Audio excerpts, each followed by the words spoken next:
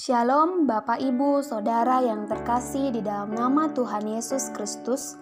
Segala pujian kita bagi Allah yang hebat, Allah yang perkasa dan mulia, sebab kasih-Nya begitu besar menolong dan memberkati kita. Dan kita ada sampai saat ini semua karena kebaikan dan kemurahan serta anugerah Allah. Pada saat ini kita akan merenungkan kebenaran firman Tuhan lewat pendalaman Alkitab. Kita persiapkan hati kita berdoa. Segala pujian dan syukur bagi Allah yang hebat di dalam Yesus Kristus, Allah penolong dan penyelamat di dalam hidup kami. Kami bersyukur kasih-Mu besar hingga saat ini kami ada, semua karena pertolongan Tuhan, semua karena kasih Tuhan. Pada saat ini Tuhan, kami akan merenungkan kebenaran firman-Mu lewat pendalaman Alkitab. Tuhan berkati dan Tuhan tolong kami. Hanya di dalam nama Yesus Kristus, Tuhan dan Juru Selamat, kami berdoa dan mengucap syukur kepada Bapa di sorga. Haleluya, amin. Bapak Ibu Saudara yang terkasih di dalam nama Tuhan Yesus Kristus, tema pendalaman Alkitab kita adalah Tuhan Yesus adalah pembaharuan perjanjian. Di dalam kitab Ulangan, Allah akan selalu menepati janji-Nya di dalam segala masa. Tuhan Allah tidak akan pernah ingkar janji seperti manusia biasa. Tuhan Yesus Kristus sekalipun Ia tidak akan mengingkari janji-Nya, sebab Yesus Kristus adalah Allah yang merupakan manusia sejati dan Allah yang sejati. Allah sendiri yang menentukan janji-janji dan kewajiban-kewajiban perjanjian-Nya, dan manusia diharapkan menerimanya dengan iman yang taat. Janji Allah pada hakikatnya sama dengan janji yang diberikan kepada Abraham, yaitu memberikan tanah Kanaan dan menebus mereka dari perbudakan Mesir. Dan Allah mengangkat bangsa Israel menjadi umat kepunyaan Allah sendiri. Dan sasaran perjanjian itu adalah mengutus juru selamat untuk menyelamatkan umat kepunyaan Allah dari segala dosa. Allah tidak menuntut bangsa Israel harus sempurna, tetapi menuntut bangsa Israel untuk sungguh-sungguh taat kepada peraturan-peraturan Allah. Pembaharuan perjanjian merupakan fokus utama di dalam kitab Ulangan. Setelah angkatan orang Israel yang memberontak dan tidak setia itu mati dalam pengembaraan di padang gurun selama 39 tahun, Allah memanggil suatu angkatan orang Israel yang baru dan mempersiapkan mereka memasuki tanah perjanjian dengan memperbaharui perjanjian itu dengan mereka. Agar berhasil menaklukkan Kanaan, akan dituntut komitmen mereka sepenuhnya pada perjanjian ini dan kepastian bahwa Tuhan Allah akan beserta dengan mereka.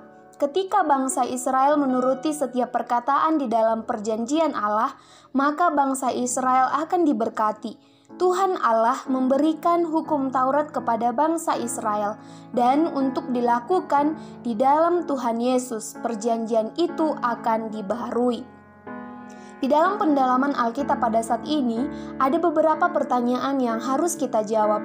Yang pertama, mengapa Tuhan Yesus menjadi pembaharuan perjanjian?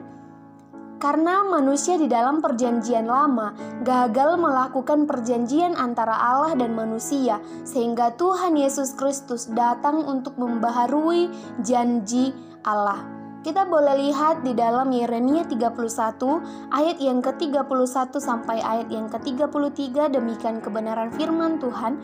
Sesungguhnya akan datang waktunya, demikianlah firman Tuhan, aku akan mengadakan perjanjian baru dengan kaum Israel dan kaum Yehuda, bukan seperti perjanjian yang telah kuadakan dengan nenek moyang mereka. Pada waktu aku memegang tangan mereka untuk membawa mereka keluar dari tanah Mesir, perjanjianku itu telah mereka ingkari, meskipun aku menjadi Tuhan yang berkuasa atas mereka. Demikian firman Tuhan. Tetapi beginilah perjanjian yang kuadakan dengan kaum Israel sesudah waktu itu, demikian firman Tuhan, aku akan menaruh Tauratku dalam batin mereka dan menuliskannya dalam hati. Maka aku akan menjadi Allah mereka dan mereka akan menjadi umatku. Di dalam Yesus Kristus ada kasih yang besar, yang tidak lagi berpatokan kepada hukum Taurat, tetapi oleh belas kasih Allah di dalam Yesus Kristus, Yesus yang menggenapi janji Allah. Janganlah kamu menyangka bahwa Aku datang untuk meniadakan hukum Taurat atau kitab para nabi. Aku datang bukan untuk meniadakannya, melainkan untuk menggenapinya. Karena aku berkata kepadamu, sesungguhnya selama belum lenyap langit dan bumi ini, satu iota atau satu titik pun tidak akan ditiadakan dari hukum Taurat sebelum semuanya terjadi. Tertulis di dalam Matius 5 ayat yang ke-17 sampai ayat yang ke-18. Pertanyaan yang kedua, apakah janji Allah dapat dibatalkan bagi manusia? Sebab itu janganlah di antaramu ada laki-laki atau perempuan, kaum keluarga atau suku yang hatinya pada hari ini berpaling meninggalkan Tuhan Allah kita untuk pergi berbakti kepada Allah bangsa-bangsa itu. Janganlah di antaramu ada akar yang menghasilkan racun ataupun ipuh. Di dalam Ulangan 29 ayat 18, ketika seseorang meninggalkan Tuhan Allah di dalam Yesus Kristus dan menyembah Allah lain, maka Tuhan Allah akan membatalkan janjinya bagi orang yang seperti ini. Janji yaitu tidak akan mendapatkan kehidupan kekal di dalam Yesus Kristus. Tuhan Yesus tidak membiarkan dirinya dipermainkan, dan Tuhan Yesus tidak senang dengan orang-orang yang mengabdi kepada dua tuan. Pertanyaan yang ketiga, bagaimana Allah membaharui perjanjian di dalam Yesus Kristus? Allah membaharui perjanjian di dalam Yesus Kristus dikarenakan oleh Kristus yang mewakili umatnya memenuhi semua ketentuan perjanjian dan menanggung kutukan yang seharusnya dialami manusia berdosa. Kristus telah menebus kita dari kutuk hukum Taurat dengan jalan menjadi kutuk karena kita, sebab ada tertulis, terkutuklah orang yang digantung pada kayu salib, di dalam Galatia 3 ayat yang ke-13. Pertanyaan yang keempat, di dalam perjanjian ada pengorbanan, dan pengorbanan itu untuk membayar hutang dosa manusia atau mengampuni. Apakah tujuan pembayaran hutang atau pengampunan dosa? Kita boleh melihat di dalam Efesus 1 ayat 7, sebab di dalam Dia dan oleh darahnya kita beroleh penebusan, yaitu pengampunan dosa menurut kekayaan kasih karunia-Nya. Memperbaiki hubungan Allah dengan manusia yang sudah rusak oleh dosa, sehingga manusia tidak akan dihukum akibat dosa. Tuhan Yesus berkorban untuk menyelamatkan manusia yang Dia kasihi. Pengampunan Allah yaitu tidak memperhitungkan lagi dosa yang telah diperbuat, tidak lagi mengingat-ingat seberapa besar kesalahan dan dosa pelanggaran manusia. Tuhan Yesus di dalam pengampunannya tetap mengasihi manusia dan menginginkan semua manusia yang dikasihinya sujud kepadanya. Di dalam Markus 2 ayat 5 dan Yohanes 8 ayat yang ke-11. Menyelamatkan orang berdosa dari hukuman kekal di dalam Roma 5 ayat 9 dan 1 Tesalonika 1 ayat 10, menerima mereka kembali di dalam Lukas 15 ayat 20 sampai ayat yang ke-24, membebaskan mereka dari kuasa dosa dan memindahkan mereka dalam kerajaan Kristus di dalam Kolose 1 ayat 13, serta memperbaharui seluruh kepribadian orang tersebut dan memberinya hidup kekal di dalam Lukas 23 ayat 43 dan Yohanes 14 ayat yang ke-19. Pertanyaan yang kelima, apakah semua orang dapat menerima janji Allah di dalam Yesus Kristus, yaitu pengampunan dosa? Agar dapat menerima pengampunan, seseorang harus bertobat, beriman, serta mengakui dosanya. Di dalam 1 Yohanes 1 ayat 9, jika kita mengaku dosa kita, maka Ia adalah setia dan adil, sehingga Ia akan mengampuni segala dosa kita dan menyucikan kita dari segala kejahatan. Diperlukan penumpahan darah supaya Allah dapat mengampuni dosa. Di dalam Ibrani 9 ayat yang ke-22, demikian firman Tuhan, dan hampir segala sesuatu disucikan menurut hukum Taurat dengan darah, dan tanpa penumpahan darah tidak ada pengampunan.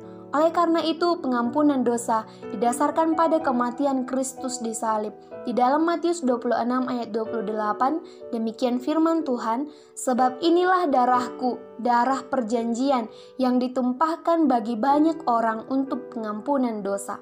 Pengampunan dari Allah merupakan sesuatu yang senantiasa dibutuhkan oleh orang yang percaya supaya dapat memelihara hubungan keselamatan kita dengan Allah. Dan yang menjadi kesimpulannya yang pertama, di dalam Yesus Kristus perjanjian dibaharui, kutuk digantikan menjadi berkat hanya di dalam Yesus Kristus.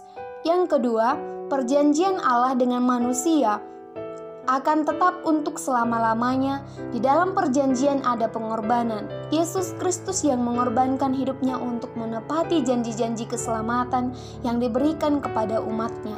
Yang ketiga, Tuhan Yesus pembaharu perjanjian yang tidak menginginkan kita untuk menduakan Dia di dalam segala hal. Biarlah mata, hati, dan pikiran kita hanya tertuju kepada Allah yang benar, yaitu Yesus Kristus. Demikian pendalaman Alkitab kita berdoa. Terima kasih Tuhan, Engkau Allah yang hebat. Yesus Kristus, Engkau telah menebus dosa kami, mengampuni kami, dan Engkau menjadi pembaharu perjanjian, dan Engkau menyelamatkan kami dengan kasih-Mu. Terpujilah Engkau Tuhan, termulialah Engkau untuk selamanya. Tolong dan kuatkan kami untuk melakukan kebenaran firman-Mu untuk kemuliaan-Mu. Dalam nama Yesus Kristus Tuhan dan Juru Selamat, kami berdoa dan mengucap syukur kepada Bapa di sorga. Haleluya.